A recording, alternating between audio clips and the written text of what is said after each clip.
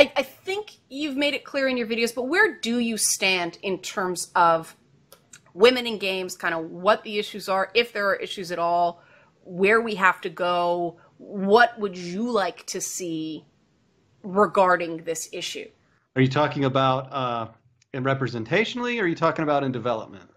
You Or both? you tell me, because there seem to be three distinct but interconnected problems. One is representation on screen, one is representation behind the scenes, and the other is sort of thought leaders, for lack of a better term. I get in trouble using that term, but like Anita Sarkeesian doesn't work for a game company, but she's the first person that comes to mind when it comes to women in game development. So obviously that's a powerful position, but that's, not the same effect as the new God of War game having a female combat director, right? Right.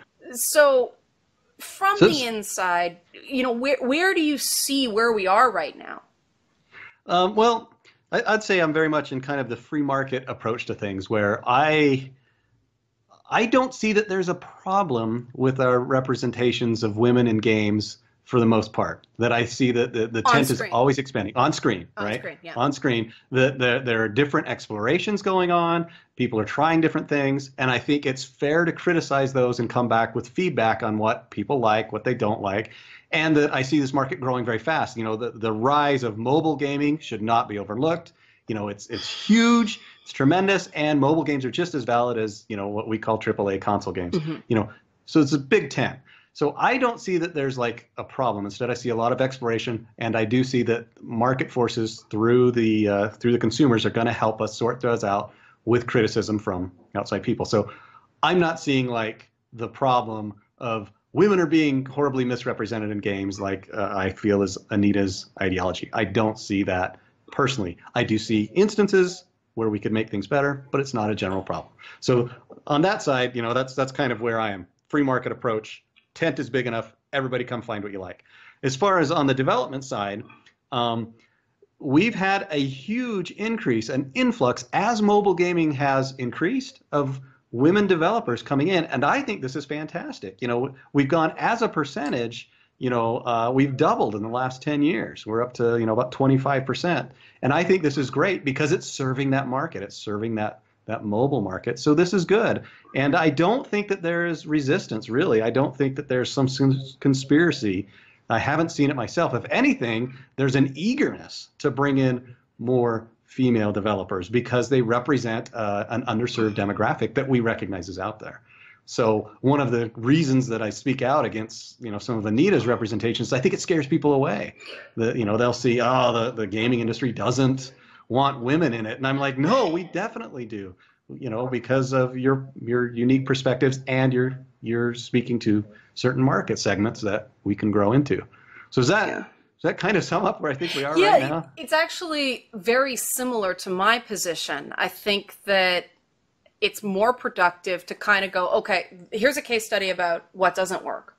Here's a case study about what does. Because I think any attempt, and this happens in the press all the time, any attempt to summarize games as one thing is going to be inaccurate.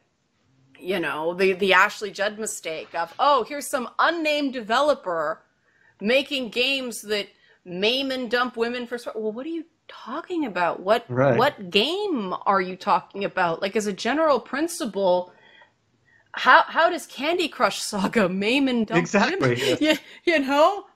Well, I guess we're dumping candy. Maybe those round ones look a bit like a uter. I don't know. Like, it's just so odd that people feel emboldened to make those sweeping generalizations like games are one thing. And to your point, I think this is something that isn't stressed enough. Because you cite that statistic of 25% of the mobile workforce being female. And they go, 25%, we're half the population. I was like, okay, true. Now consider this. Hollywood cheers if it cracks 17%. And Hollywood has had much more time to fix that problem. I think that the rate of improvement in gaming is something that doesn't get a lot of credit, because I see the numbers rise every year in terms of, people who are playing games, and then people who want to make games. I think there's a retention problem in male and female employees alike. I think gaming needs to start doing more to try to keep the talent it has. We just lose too many very talented people to place they can make better money for less work. I think that's true. Yeah. Yeah. I mean, we've lost a lot of good minds to burnout. And that's something we can fix. I think that's wrong. I think that the crunch is actually the thing keeping a lot of women out of games. You know what? I agree with you, and I've seen it personally many times. Yeah. Women who are coming up in their careers doing fantastic, excellent work start to look at what they're doing and say, I want a life. I want my weekends back. It's not just that. As somebody who works crazy hours, let me tell you, you have a completely different perspective every 28 days to that. That, like, I'm not going to say biology is destiny, and people are like, oh, that's saying that women can't hack it. No, it's not that. It's that I am aware of this effect on me. I am not going to assume it's any easier for men. I think men probably have similar things in different ways. You guys are just expected to hide it because you don't have that biological reminder every month that you can't work every waking hour of the day. It's that's the first I've heard anybody make that argument, but I think it's an interesting one. I would never make it myself. Well, there you go. It's the right. identity of the speaker, right? Right. But I really do think, like, I know guys who lost their gallbladders. I know guys who ended up with kidney stones because of crunches, right? And there's this idea that this is some mark of physical weakness, so you just can't hack it. Like, this isn't Delta Squad in the Marines. This is noodly armed game developers who barely see sunlight. You shouldn't have to do the Iron Man to make a video game. Something is wrong with the project management if this is the way. I mean, this is precisely why Hollywood unionized. So they couldn't burn crews out. And so people can work longer as a sound tech, as a grip, as a lighting person. I think we need more of that in gaming, and we do need to sort of look at these expectations. And I don't think it serves anybody to make this amazing product, but, everyone on the team's mental and physical health suffered in the process because you got to turn around. I don't think you guys get a ton of breaks between projects. Oh, yay, you get a week off. You're back in the salt mines. Yeah, it varies from project to project, but I wish we had a good solution for this. I don't know that we do. And it's because of it's the nature of game development, because you have to be interactive. You don't know what you have until it's partly built, until you've got some of it there. And you may suddenly discover the roads you were going down are not the right ones. You're going to have to make big changes, and it's unlike, a movie script or something where you can shoot and change things. If you've got a deadline you're working against, the only thing that's there to give is more hours, right? You don't get more budget. You don't get, Except you don't get a larger workforce. In the film process, reshoots are a thing.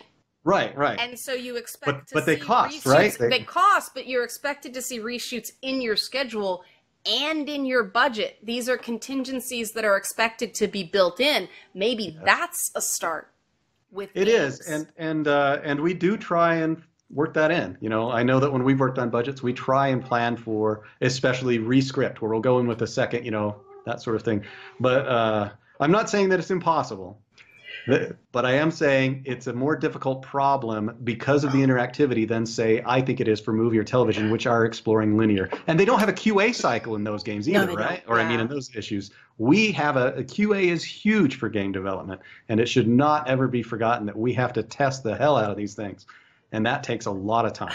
And I think that saying it's a complex problem is not downplaying the problem. It's not that we don't explore solutions. I think that you're doing credit to the problem by acknowledging how challenging it is. Because I mean, this is the other thing about feminist game criticism, right? Okay, you identified the problem. Good for you. You have just done 10% of the work. Yeah. How can this problem be solved? That's the other 90%, right?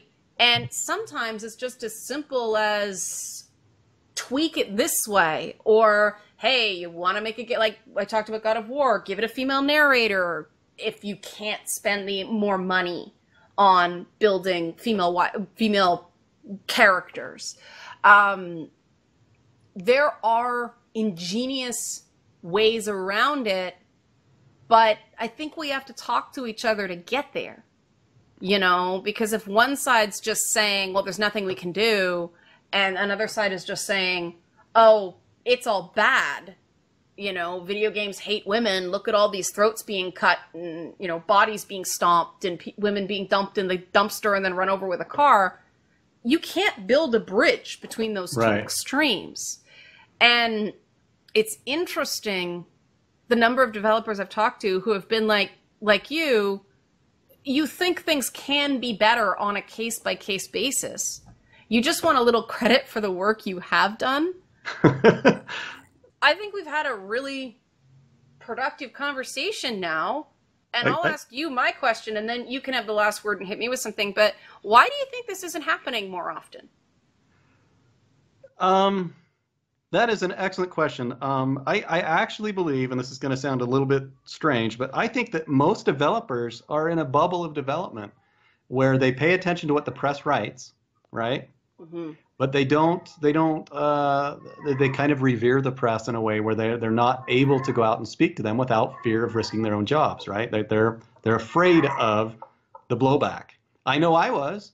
That I saw some reviews on Inside Out when I did that playset that I wanted to say something to that reviewer. You're getting things wrong. I don't care if you criticize us for things we, you know, did or didn't do, but when you get things wrong, I want to, but you can't, right? You can't do that without getting yourself in trouble. And so I think that that's part of the reason developers and press, you know, are a little bit afraid to have that discussion on the developer side.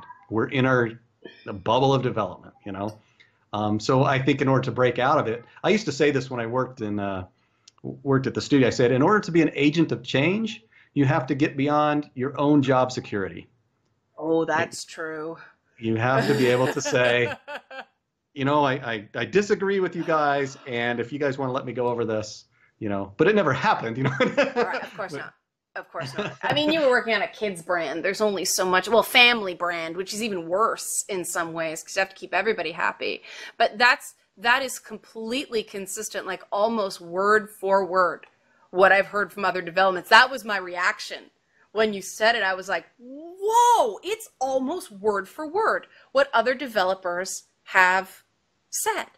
That this odd reverence and fear of the press is getting in the way. Yeah, yeah. So shouldn't we be getting more opportunities instead of coverage? Shouldn't we be just talking to each other on the record in this way, but not, I am going to sit back as a member of the media and judge you, game developer, who made a really cool variation on the theme for Disney Infinity. I like that Inside Out was a side scroller. You know? Thank you. I was like, whoa, this is a side scroller. That's cool. It's a different take on the building tools. You know, like Disney Infinity's tools don't have to be 3D. And I actually kind of thought it was cool that they weren't. I remember seeing it, and they had Marvel and Inside Out was here, and then this was in the floor at E3, and I went normal, the side scroller, and I went there first.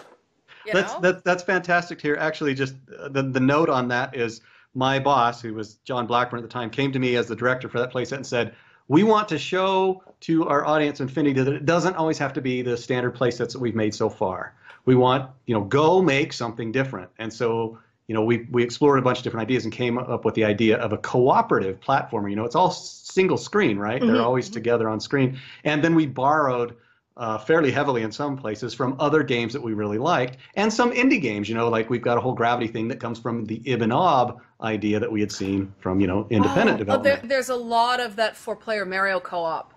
Right. Yeah, And we were looking at that.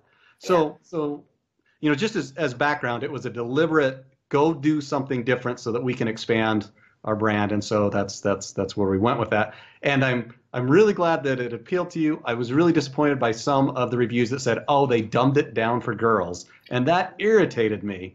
That some of the things said that we were trying to, dumb down and it's probably the hardest playset that we put out too. Do you know that Disney Infinity, we shipped a Finding Dory playset? Do you even know? No. Oh yes, I saw it, and I was like, when did that come out? Yeah, that was my final playset, and this is where I ended up with my burnout. Is we worked really hard to get that thing done, right? To get it out on time, to be on. But that was the same time they decided they were going to drop the Infinity brand. So we were under obligation to finish that playset and put it out, and then Disney did not support it very well. They didn't, let people know it was out there. It was a different style of gameplay again. We went with a side scroller, that's kind of more like a Sequest sort of thing. So it's not like other playsets. Which makes a lot of sense, just based on I can't hear Finding Dory without going, ooh, I can't. Yes. It's just too infectious. It's so funny to me that people do inhabit those boxes. And I'm going to, well, I want to give you the last question here precisely because, you were very gracious with your time. You were very open with your considerations. And I want to kind of make sure, maybe we'll have to do a follow-up or something like that, because I do want to make sure that you kind of get your concerns. I know I'm not Anita, but hopefully I've been able to kind of give you more of a perspective of what's kind of going on in this. It's kind of like a puddle.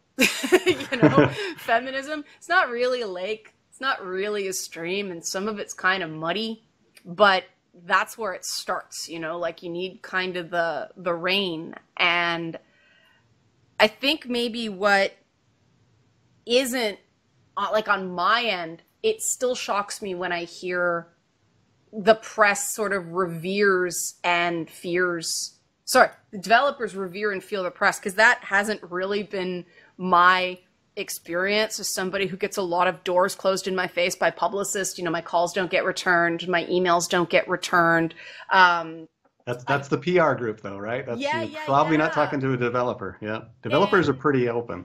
The developers, it's always so cool when you can get to a dev, because then you get the love.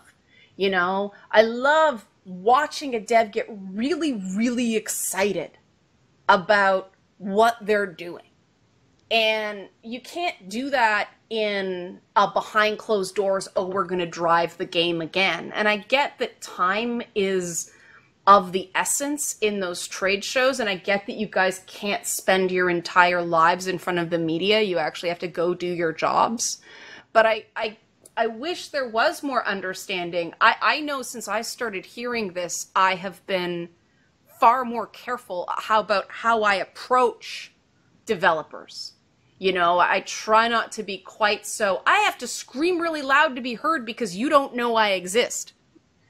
That's been an interesting paradigm shift. Now I am careful, like, look, I really love this part, and I really like this. This I wasn't so crazy about, but I really appreciate what you attempted, And I think that on the press side, there is, because there's so much media generated, that everybody is just, it's like, the seagulls, mine, right. And they're all going, and they're trying to get that one individual voice, and it's always the kind of derpy one that sticks out, the one that Disney draws with like the sideways eyes and the feathers are all that, like right. Reject one, who people just go, what is that? Those are the ones that get the attention. And there seems to be a lot of that going on in the games press, that the way to kind of go to the top of the pile is just say something controversial, whether you're wrong or not. It is how you get attention. And I can't stand that element of the process, because I think that's precisely what scares you guys off. Like, why would you want to talk to someone who is reactionary all the time? You're not going to get a fair hearing. Right. Well, and there are stories, as long as we're talking about the fear of developers of the press, of guys in development being fired, being let go because they screwed something up with the press. Really? That they've spoken or they revealed something that happens more often than antagonism, that they've revealed something that a marketing group or a PR group was banking on later down the line. Like, you can talk about these three things, don't talk about item four. And somebody will go and they'll let it slip, and then they'll be in a lot of hot water. I mean, I think that it's not overstating it that development is kept on a short leash by Hmm. by the PR, and for good reason. Else we get Sean Murray. You get people who will misrepresent. Developers will get so excited they'll talk about all the things that they would They love to do, want to do. Yeah, that they and how want they to do. think they're going to get there, and it'll seem so grandiose. Yeah. So, Yeah, so that's very true that they start blue skying and then yep, people take that as this is this is going to be promised. in the Yeah, game yeah, as opposed to we're going to make our best attempts. That's another thing I feel the media lets people down on. Um, okay, it's in preview. All we can talk about is this preview. yeah. But you see so many people in their pieces with, based on what I'm seeing now, this is going to be a great game and I can't wait for it to come out. And you shouldn't do that. It's like, here's what I saw in this demo. Here's what was closed off. Here's what was open. And you can't recommend a game based on the demo. You can say that the game mechanics experiment sometimes works really well. Like, oh, Inside Out's a side scroller in Infinity. Cool. That is a known, Yes, yep. right? And the leaks must be a really massive issue as well, because there was a game that just was leaked today, and I'm not going to say what it was because I don't want to be a part of that leak, but my first thought is, oh man, they must be so pissed off about that because that might have been an E3 reveal. Yeah, They and were people will lose their jobs over that sometimes. from a leak. Yeah, from a leak, depending That's upon what very happened. interesting. Oh, Dep- if they were negligent. right. I Yeah, the mean, Comey extremely careless. Yeah. well, we would get these messages. Do not talk about these things. Be careful about what you put on social media. Be careful about what you talk to your spouse about. Be careful, you know. So it's Really? yeah, they're very close with this, and there is some good reason for that. If you're working with intellectual property, you've got key storylines and that sort of stuff. When we were working on The Force Awakens, they had a clean room Right. that right, so this sort of stuff, there's good reason for it, but you can see how it will develop this kind of reverence for anything. Oh, you're a member of the press. I don't know if I can talk to you. Let me ask this PR person Yeah. if And it's okay. Yeah, people will be very happy to talk to you off the record. right. And then the minute you say, would you be willing to talk about this? Not only do they don't say no, they stop talking to you Yeah, to the it's flat point out. that I am even kind of hesitant to ask now because I'd rather have the background contact than go for the on the record chat and lose them completely.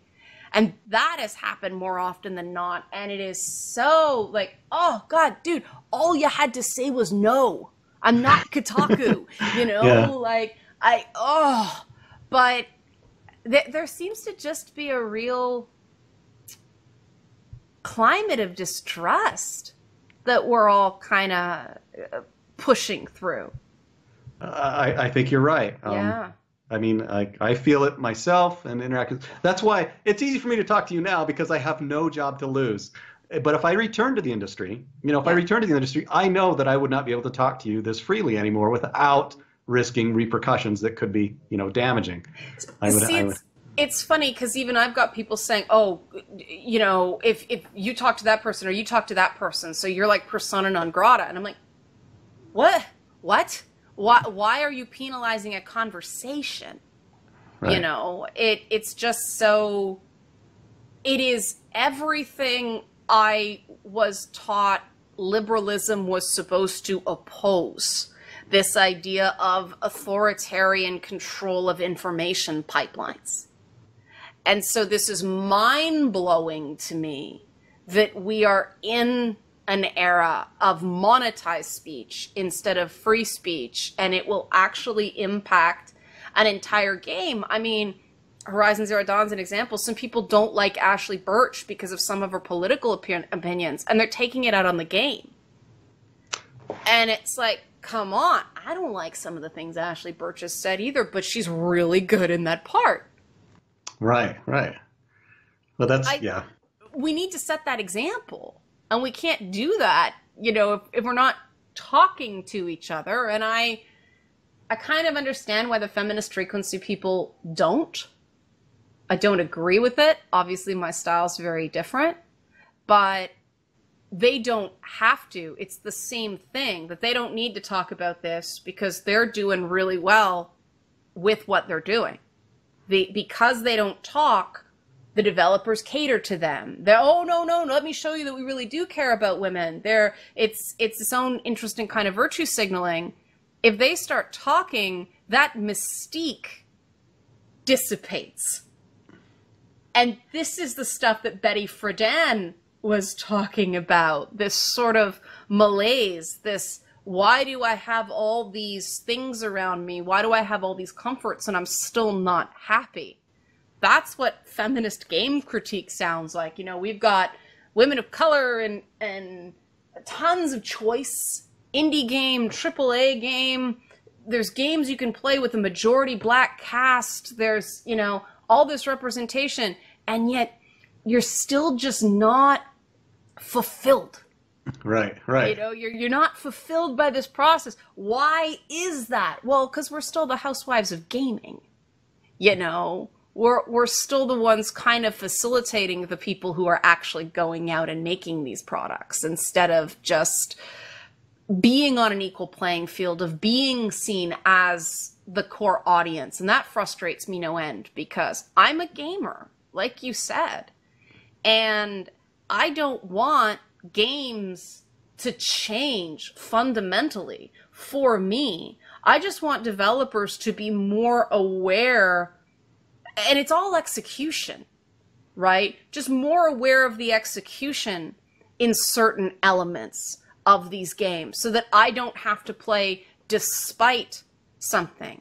I'll be 100% on board, and I think a lot of guys will be more comfortable with the idea, oh, a wife's in a game, is she going to get killed? My husband does that. Whenever, whenever he sees like the perfect little, oh, we're going to sit on the couch and cuddle, not long for this world, gonna get killed, countdown to hamburger, 3, 2, yeah, there come the zombies, there goes the wife, there goes the teenage daughter, Right. And it is, like it or not, it is an overused device, right? In all media, not just gaming, but we have the opportunity to set our own course. There's so many amazing, you worked on an IP that's about childhood depression.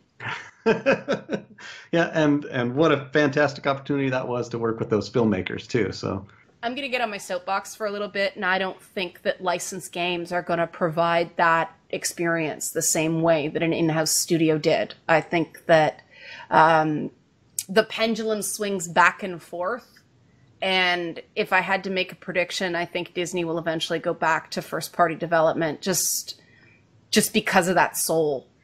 Well, I don't work for Disney anymore, so Yeah. I guess it's okay for me to say this.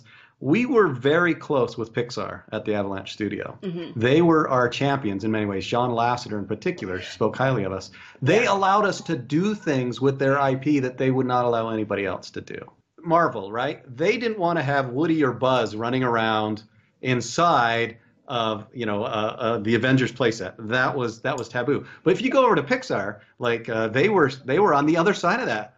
How do we get Darth Vader in here? They were fine with elements of mashup, but of course we couldn't do it because And then there was a scale thing that you couldn't actually make Sully as big compared to Mike in game, because Mike's this big and Sully's massive or something like that. Right, but right. I loved the almost meta solution you guys came up with, that no, they're not the Disney characters. The Disney characters still inhabit their own worlds. These are the toys. Toys of the Disney characters. Right. So, that, I think, is a textbook example of why we shouldn't be afraid of conflict in creative discussions. And, because it's like I said, there's so much love internally at Disney, for they are real to that company. those characters, and they have an integrity and an agency that I really respect the company for. And sometimes they could be accused of overdoing it in that regard. But I so appreciate the sentiment, you know, that it isn't just about money. For that, they like money. Right. You know, we're not going to lie. But there is definitely a brand integrity that I think is singular. We have talked for 4.5 hours now, so I'm going to have the last word. You get the last question, because I think we could go on forever. Where do you want to leave it? What can people who have this sort of specialty in gender do to make our point? You know, ask away. You've got the last question. Well, I have a lot more questions that are related more specifically to feminism and its role within society, but I think that would be better left for a different discussion, you know, rather than, because we could go on and on and on, but I'm very interested in that topic. You know, I've watched, you know, there's Christina Hoff Sommers. I'm interested in like your thoughts on the men's rights movement, you know, MRAs and what you think about that. I'm interested in Janice Fiamengo, stuff going on there. You know, just generally, there's a lot of stuff that may touch on video games along the way. So I don't have any like one specific question, although I could pick one and we could go down the rabbit hole. I would say, while you're picking one, I will say I think what happened to Christina Hoff Sommers was terrible. I think the way she was essentially run out of Dodge on a rail for writing a book, I think that's unacceptable. We have to be open to dissent and not get so freaked out by someone with a different view of things. Because I think she challenges feminist thought in a way that is very important. She's like almost the reverse Camille Paglia in that way. And some people loathe Camille. See, I really like Camille. I think she's great. It took me a long time to get what she was saying. And that's the interesting thing too. Your relationship to the material evolves as well. And so a lot of these girls, and they are girls, in undergrad, might not necessarily really get what Professor Sommers was saying in that book. But let me tell you, the closer you get to the age you're not young and cute anymore, some of the things she's saying hit home in a way that you're not going to identify with when you're in your 20s and you have the we're going to save the gym by doing a bake sale kind of thinking. Like, no, problems aren't solved the way they are in 1980s movies, right? And so we shouldn't address our critics, debate our critics, yes, but they sought to no platform her criticism. Right. And I have a serious, both ideological and just outcomes-based problem with that. I think that nothing she said and nothing she could say warranted the reaction she received. So maybe that kind of, there's still a lot of insecurity in what they say mainstream feminism is. It's not, it's academic feminism.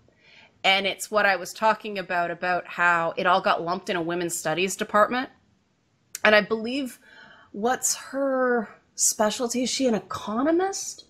No, she's a philosopher. Philosopher, that's right, philosopher. Yeah. And Department of Philosophy. Yeah, again, what she did was completely in the realm of justified in philosophy.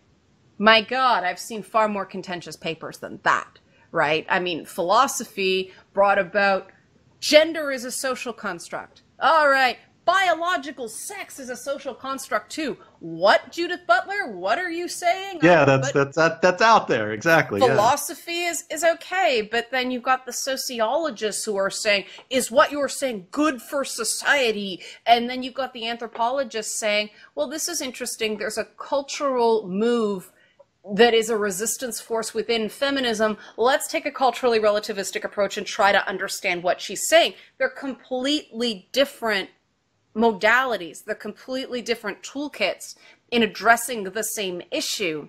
And because you don't have a feminist in the psych department, a feminist in the philosophy department, a feminist in the history department, no, they're all lumped into women's studies, the women's studies department. Not at every school, but a lot of them. They're either elective courses or there is its own faculty. That makes the future of that department much more fragile, because they're not going to cut the history department at a school, right? They may downsize it, they may shift you into another course, but they're not going to determine that history is no longer needed. By putting all of women's studies in these separate faculties or these separate pods through identity politics, it's actually made it a lot easier for people to easily excise the women's perspective in academia. And so there's this... That's an interesting perspective. Do you know when I talked about Janice Fiamengo? She's the University of Ottawa. Yeah. You know, and so she's been speaking out for quite a while, you know, on this sort of stuff. And I think that it'd be very interesting to discuss just her perspectives on things, even though she's in the Department of English, where she sees kind of the converse of what you're saying, that she thinks the women's study stuff has infiltrated all the other groups, all the other topics and subjects. Not that they've been isolated, but they've become, because so many women are going to school, you know, so many women are coming into gender studies, it's an economic incentive to support the women's studies group from the, you know, executives on the side of, and I get what she's saying, and there's a little bit of politics there. She's actually an anti-feminist, as opposed to Christina Hoff Sommers, who is an equity feminist. Right. I think... But they say a lot of the same stuff, you know, it's interesting. They do say a lot of the same stuff. I think, however, Professor Sommers is more self-aware. She recognizes the importance of dissent within the greater movement framework. I don't even like calling it a movement. It's the basic idea that women are people are equal, and this takes work. That societies don't just become equal because we have that survival of the fittest thing. Society gets to define what fit is defined as. Society gets to define merit. And merit has not been terribly meritocratous throughout various places in history. You know, we come from a framework where black people were considered to act, they were actually measurably, I forget what it was, 3/8 a white man. I think it was 3/5. 3/5, something like 3/5 that. compromise. That's what I remember from history class. Yeah. And this was considered merit. Today, we consider this argument to have absolutely zero merit. A human is a human, right? And so I really applaud. I see a lot of kinship with Professor Sommers, and she didn't feel the need to drop the tag. She's like, no, I am a feminist. I believe in this. I self-identify. However, I think y'all wrong. And if we were a group of men, there'd be nothing wrong with her going, I think y'all wrong. And Simone de Beauvoir talked about this, that guys have this freedom in academia. You know, I have this opinion as an individual, and no one's going to say you feel that way because you're a woman. And there's some of this in even women's studies now. You're supposed to hold a certain perspective because you're a woman.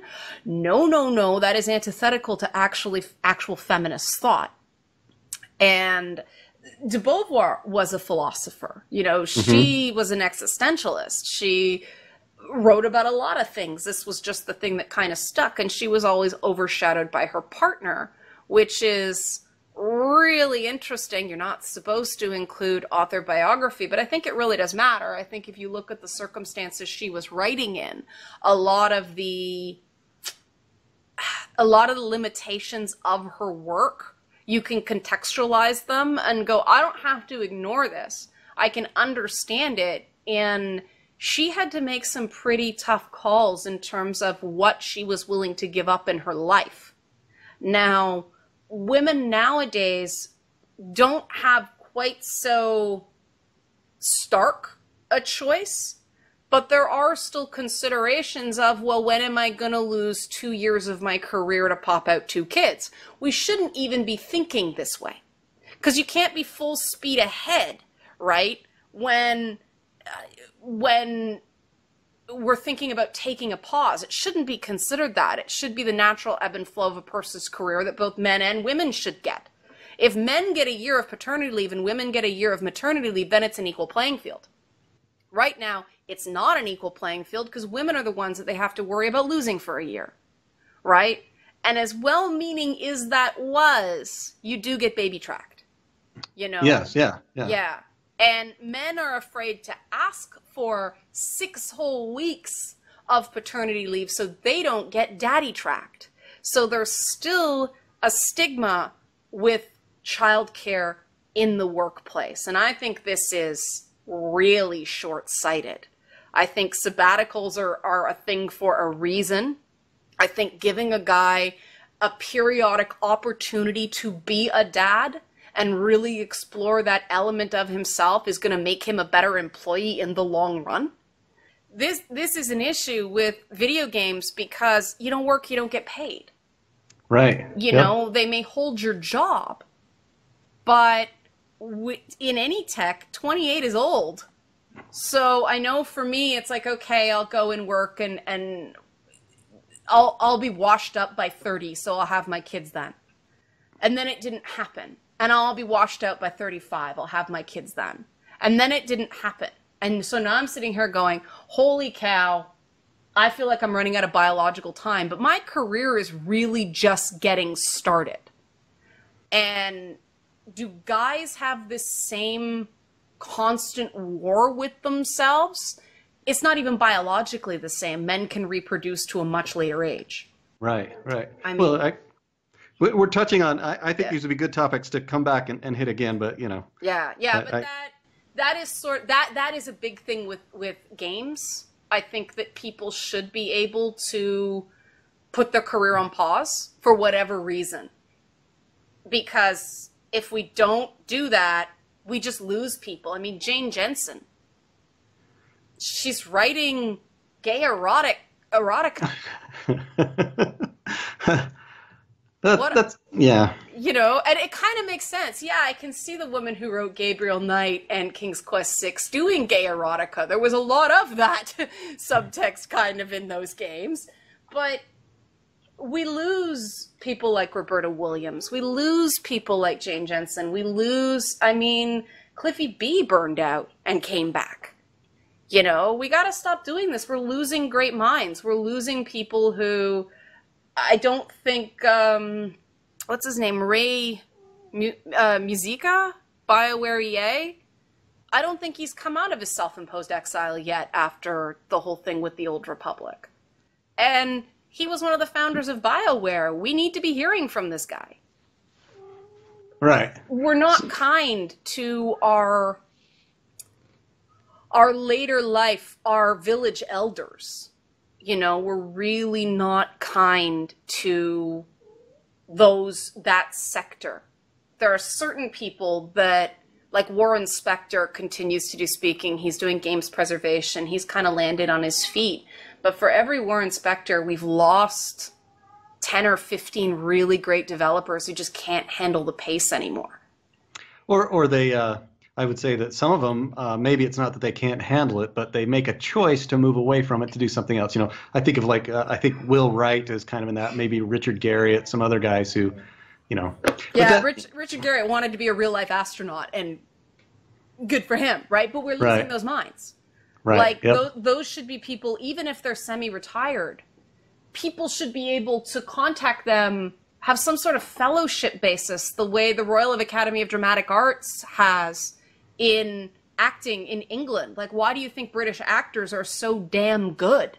It's because they have that institutional preservation that the great actors that you grew up with come in and teach a workshop, or they'll teach a semester. They don't have to give a long-term commitment, but you're still getting that knowledge base. And this is something where I think if gaming had more of that, I won't say gaming needs more women, I won't do that reductive argument, but if we weren't so afraid of that feminizing, that nurturing element, if it wasn't so let's treat people like machines and most product in the least amount of time for the least amount of money.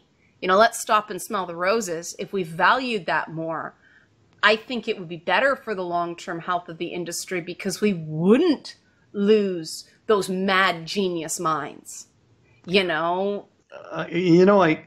I'd have to look into this more, but I kind of think the Japanese development style lends itself a little better to that. Yep. And I think part of the reason that and this is from the outside looking in, so I don't know the details, but they seem to have more willingness to let products germinate for a longer period of time. And there are a lot more women working in Japanese games. Yeah, A lot of studios over there actually have parity, that thing that we're not supposed to expect here. It's first of all, games aren't as stigmatized over there. Right. Or in Korea or in China, right? Yeah. People play, because they see manga and they see video games as a national art form that they take pride in. Right. The same way Americans have an affection for like the Western. The comic book is an American art form, but manga became Japanese. The Western became an American art form, but then the Japanese made like Cowboy Bebop, and they made it their own. And right. These Western gaming studios don't have that, because Sony is a behemoth in Japan. They're in everything. They're in banking. It is one of those too big to fail companies in Japan, but they are able to go, we'll wait a year to put this console out. We'll delay this game by 3 months, and then 3 months, and then 6 months. Okay, Uncharted 4 is done now. They're able to do that because they're diversified enough to not have to push a product out the door just because you're out of money.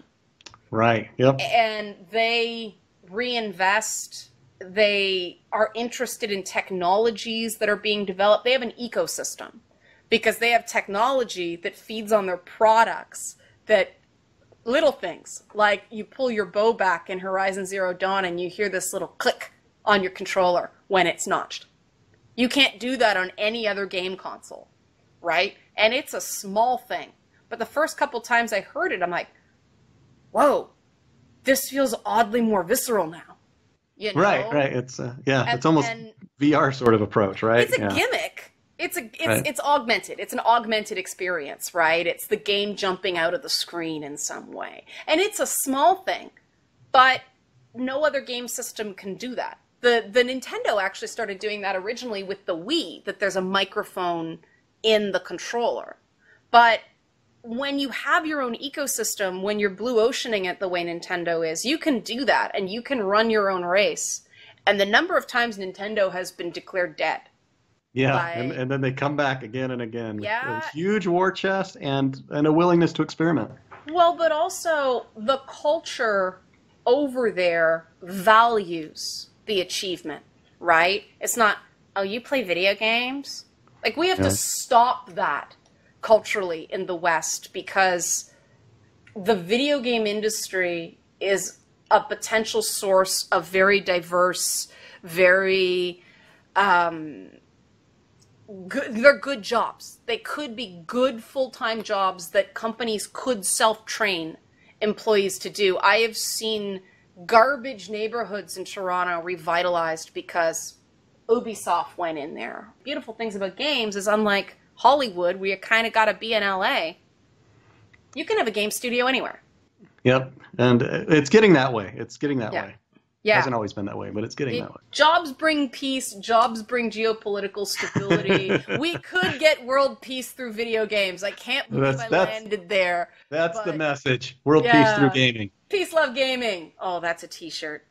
That's a t-shirt. Okay, so I guess we're on for the sequel after we run this video series. Is that a commitment? Yeah, I'd love to come back, and like before, I'll send you some thoughts that I have. And we'll go down the rabbit hole a few different ways again. I think it's fun. I think it's good to have this dialogue, and it was productive. I think so too, and maybe we can get some audience questions this time around too. Oh, that would be great. We should have our both of our respective subscriber base just kind of feed us with, what do you want to ask? Yeah. And we'll pick like the top 5 or something like that. Yeah, and just Oh, that's a cool format. Okay, I can go with this. Okay. Thank you. Thank you for spending all this time, Troy. No, it's been really good.